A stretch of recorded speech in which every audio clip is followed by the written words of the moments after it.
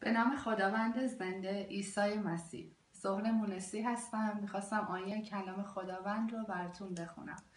اول یوحنا باب 4 آیه 7 تا 12. ای عزیزان، ما باید یکدیگر را دوست بداریم، زیرا دوستی و محبت از جانب خداست. هر که محبت دارد فرزند خداست و خدا را میشناسد.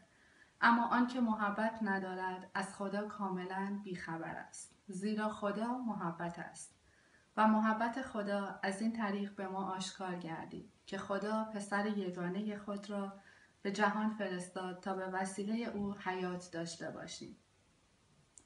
محبتی که من از آن سخن میگویم، محبت ما نسبت به خدا نیست، بلکه محبت خدا نسبت به ماست. محبتی که باعث شد او پسر خود را به عنوان کفاره گناهان ما به جهان بفرستد.